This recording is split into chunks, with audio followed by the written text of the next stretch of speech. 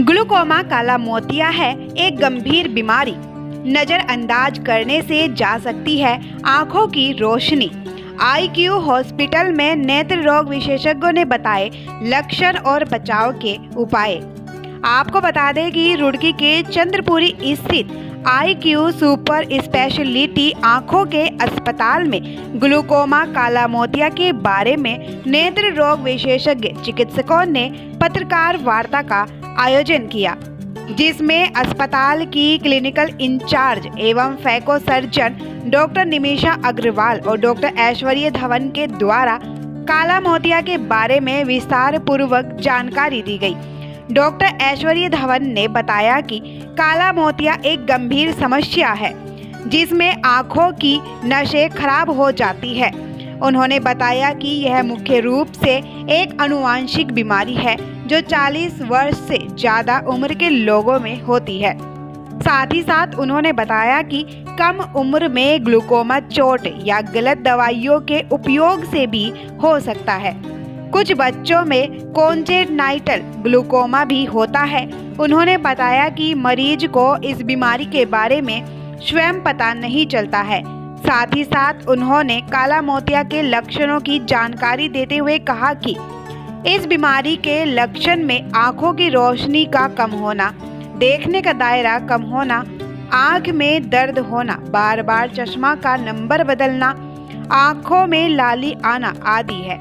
इन लक्षणों के होने पर आंखों के प्रेशर एवं नसों की जांच करवाना बहुत आवश्यक है। उन्होंने बताया कि इस बीमारी का संपूर्ण इलाज आईक्यू अस्पताल रुड़की में उपलब्ध है। यही कि जो रुड़की की और आसपास की इस एरिया की जो पेशेंट्स हैं उनको सेंटर के बारे में मालूम पड़े और उनको यहाँ पर जो उपलब्ध सुविधाएं हैं उनके बारे में मालूम पड़े। और एक जो नई एडिशन हुई है हमारे सेंटर पे ग्लूकोमा की एक वर्ल्ड क्लास फैसिलिटी हम लोग अवेलेबल कराना चाह रहे हैं, तो डॉक्टर धवन के ज़रिए से वो हम यहाँ पर सुविधा अभी नई ऐड हुई है। तो और ग्लूकोमा मरीज़ को उसके अवेयरनेस मरीज़ को मालूम होना चाहिए कि क्या बीमारी उसको है, तो वो एक बड़ा चैलेंज होता है। तो उसके बारे में जागरूकता जैसे डॉक्टर धवन ने दी है तो उससे मरीज़ों को लाभ हो। हमारे सेंटर में आयुष्मान सुविधा भी उपलब्ध है और सरकार ने जो सुविधाएं जितनी भी सर्जरीज़ के लिए दी हैं वो हम सब पेशेंट को प्रोवाइड करेंगे, ऐसा हम लोगों ने सोचा कि वे 2011 से ये सेंटर इस्टेब्लिश हुआ है। वैसे 2007 से ये एक चेन ऑफ हॉस्पिटल्स है जो कि सुपर स्पेशलिटी फैसिलिटी आई केयर में, जैसे जनरली सुपर स्पेशलिटी होते हैं हॉस्पिटल्स, लेकिन आई का एक छोटा सा सेक्शन होता है। तो ये चेन जो है वो आई केयर में सुपर स्पेशलिटी वर्क कर रही है all over India. Pan India इसके 37 सेंटर्स हैं और अब्रॉड नाइजीरिया और लगोस में है 3 सेंटर वहाँ ऑपरेशनल हैं। तो काफ़ी अच्छा वर्ल्ड वाइड जो इंटरनेशनल पेशेंट्स हैं हमारे पास, जो गुड़गांव और डीएलएफ के सेंटर्स हैं, वहाँ पर बाहर के जो मरीज़ हैं वो भी काफ़ी आते हैं। तो अच्छा एक वर्ल्ड क्लास फैसिलिटी हम लोग प्रोवाइड कर रहे हैं, तो उसका हम लोगों को गर्व भी है। पैकेज मतलब फॉर जनरल, हाँ हमारे पास पैकेज है छोटे से छोटा, मतलब जिसकी कम बजट है पेशेंट को, उससे लेके हम लोग बिल्कुल हाई एंड जो टॉप मोस्ट एंड है उस तक के हमारे पास पैकेजेस हैं। तो जैसे फेमटो एक प्रोसीजर है जो ब्लेडलेस ऑपरेशन होते हैं कैटरेक्ट के लिए, तो उसके लिए हमारे पास फेमटो की मशीनें भी लगी हुई हैं और जो कि काफ़ी कॉस्टली, मतलब 1 लाख प्लस पे जाती हैं इसकी कैटरेक्ट सर्जरीज, तो वो भी हमारे पास अवेलेबल है। उसको भी यदि पेशेंट अवेल करना चाहे, और या फिर बिल्कुल कम बजट वाली है वो भी 7-8 हज़ार वाली भी सर्जरी हम लोग अवेलेबल करा रहे हैं। हर तरह के हर कैटेगरी के मरीज़ हमारे पास आ सकते हैं।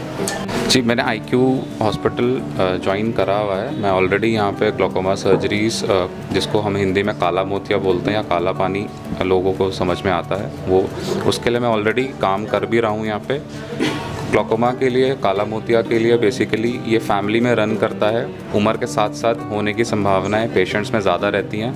तो मेरी दरख्वास्त है सभी सोसाइटी के लोगों से कि 40 साल, स्पेशली 40 साल वाले लोग और उनसे ऊपर की उम्र वाले लोग अपनी स्क्रीनिंग कराते रहें। 1 साल में एक बार स्क्रीनिंग बहुत ज़्यादा ज़रूरी होती है, मैंडेटरी होती है। आँखों की पीछे नस की जांच होनी होती है। सिंपल जाके चश्मे का नंबर लेने से काम नहीं चलता है।